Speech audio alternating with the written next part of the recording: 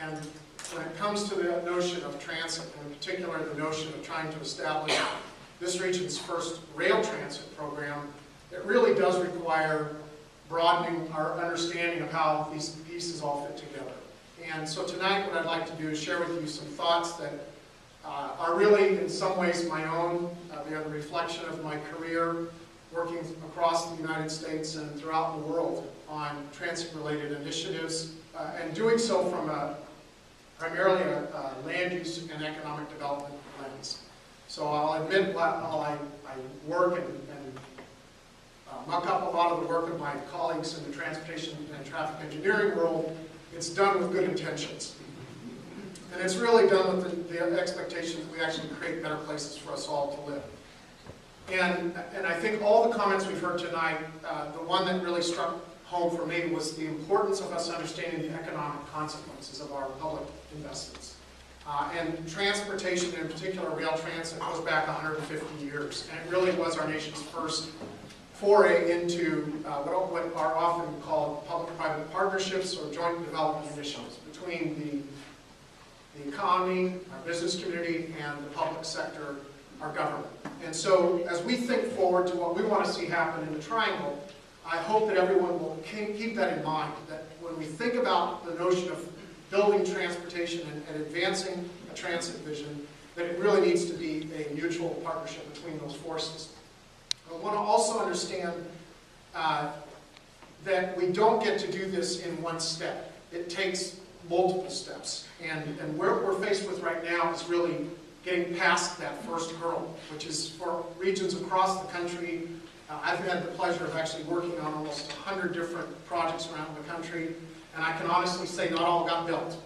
So there are some lessons to be learned, and probably some of the biggest are that it really is something that is necessary to create a better place, that it's adding value to the overall economy, and it's really creating more accessibility, and it's offering choices to people. But more importantly than anything else, that it means changing the way we do business. Because the way we've always done things cannot continue to be the way we do things if we want a different outcome.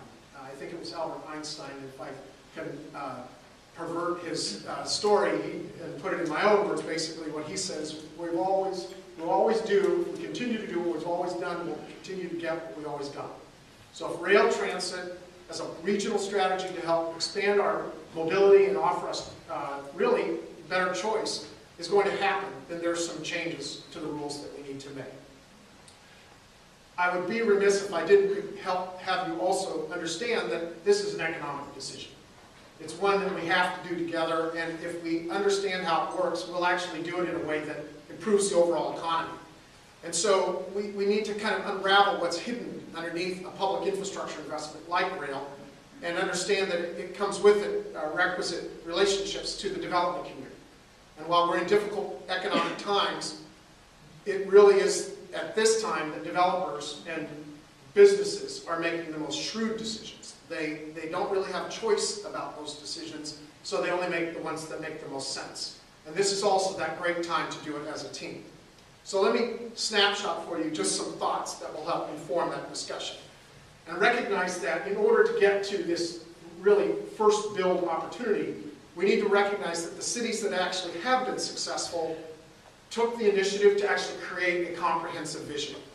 And that might seem like wild-eyed, rosy-colored thinking for this region, to look 40 or 50 years out and say, if we want to be a world-class city, what does a world-class rail transit system look like? But in fact, without that, it's really difficult to make a good decision in context, and to know where the first build pieces should be, and why they are the first build pieces. And so, thinking about it beyond the boundaries of Wake County, and looking at it at multiple levels, and with different modes to serve different populations, and the way that we travel, really become a regional vision that takes a regional and long-term view. There are outside forces that help us. And I'm not going to go through a lot, but one that keeps coming up these days is the price of gas. This is a chart that was actually produced by the U.S. Department of Energy over the last 10 years. They actually modeled transportation patterns, and they looked at shift from single occupancy, in your own car kind of travel, to using public transportation.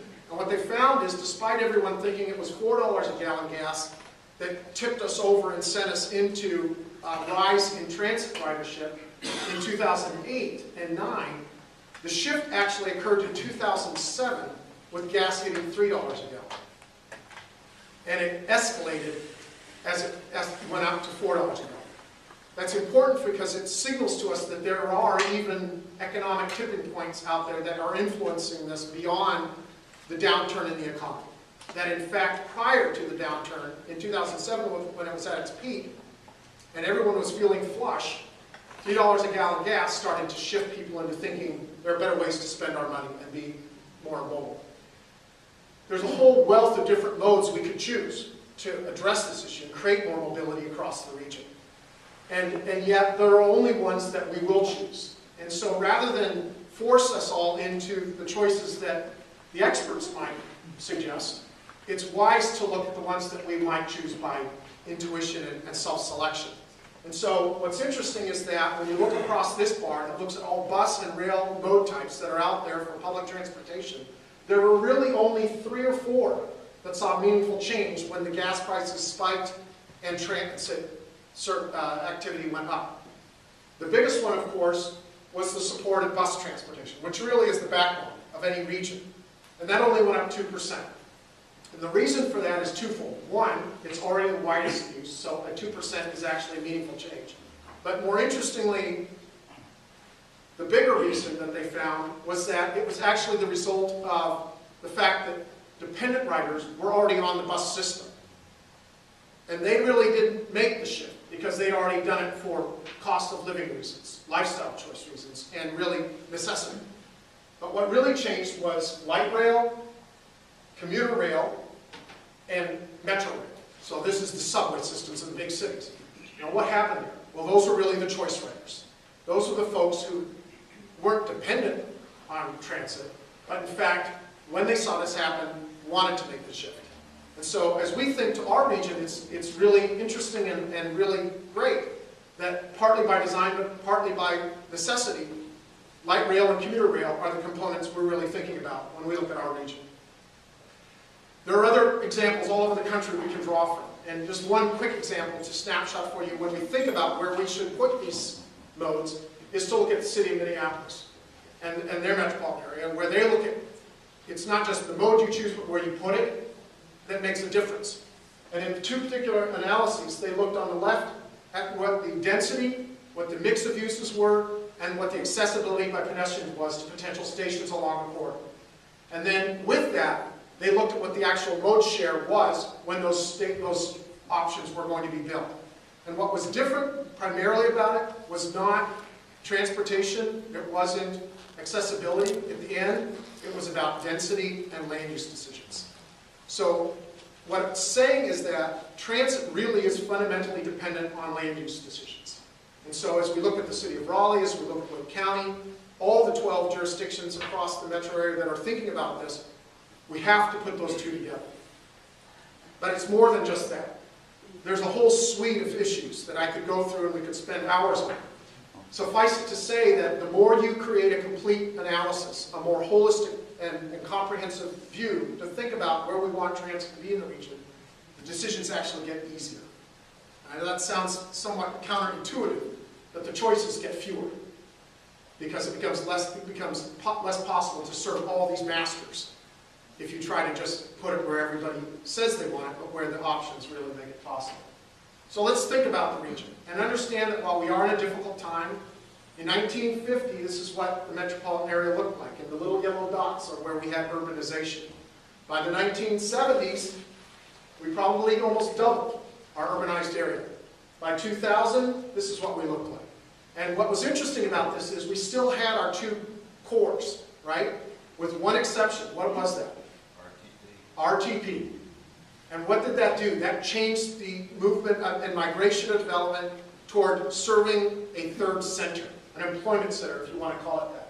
And as we think to the future, even with that, what's interesting is that we still, despite the fact everyone says we're a polycentric region, we really have 2 centers that are supported by a single major employment center, which is that the Research Triangle Park.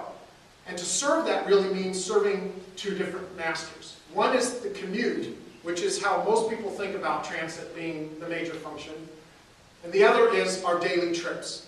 But it turns out that only about 28% of our trips are commute trips every day. Right? What does that mean? The other 72% of the trips we make are non-commute based. And so when we think about providing rail transit, we have to treat those separately, differently. Commute can best be served by commuter rail. It provides highest speed, direct point-to-point contact, and gets you from your residence on the fringe to your core where your centers of employment are. But what's really going on throughout the day is what light rail is best suited for, or what streetcars are best suited for, or what your express bus service is best suited for. And what happened in the last decade as we thought about rail is we kept finding ourselves forced to look at one mode to try to serve everything. And the breakthrough that's come in this region over the last 2 years has been the discovery of this notion that we can actually do a dual system that serves both commuter rail and light rail, serves both peak hour commutes and daytime trips, and does it in a much more affordable and efficient way. It's changed the dynamic, and it's really said that we have this peak we need to serve, which is in these dots. It's not all over the county. And we have these cores we need to serve, of which there really are two. One with Chapel Hill to Durham, and another one from Cary, sweeping around Raleigh and up to Wake Forest, over to Nightdale and down to Garner. And so when we serve that, the bus system and the commuter rail system feeds into that, and the cores are best served by the high-frequency streetcar and light rail. And when we apply that over the map of what exists today, what we start to realize is to serve that means doing a dual approach. And so as what I've tried to do is I've thought about this over the last several years as I've looked at this professionally and analytically, and as I've analyzed the planning that's been done, it's become evident that what we really need to do is think well beyond our first build, initially to at least capture a vision of where the trains should go. And the first piece of that really is capturing that commute. And this map illustrates the metropolitan area. You can kind of see Wake County on there. But what this shows is the orange, the yellow, and the purple and tan line as being how commuter rail would serve. Taking advantage of existing rail corridors, it's much more cost effective, and it would really provide the maximum benefit at the least cost to serve the region over the next several decades to capture that commute component. And what you can see is its target is primarily the employment centers, getting people to and from the work. Now, to do that, though, make sure that you understand that if you ask us whether we live here and want to shift modes or whether we're moving here and that's the mode of choice, how we're going to get around, it isn't just about the daily commute, it's what do we do when we get there. If we need to go to the doctor, or we want to go get lunch, or we have to go shopping or take our kids somewhere, we've got to be able to have continued transit service that is equally efficient and effective to get us through those pulsing daytime activities. And that's really what light rail does. And in this region, because we're trying to serve the two cores for that purpose, what we really need to do is create a network of light rail over the next several decades that provides that fabric, that almost fan-shaped effect that gets people out to all those activities throughout the day. When you put it all together, what you really see is that while we are connected, we are still fundamentally two separate parts of a region. And even with 30 more years of growth, and we know that the growth pace we've been on is not necessarily the growth pace we're going to see, we still have two separate but distinct areas with an employment center in the middle by which these two different modes can provide the rail component. In the first build, though, we now recognize that that has to be done cost effectively with the most feasible financials and ridership projections.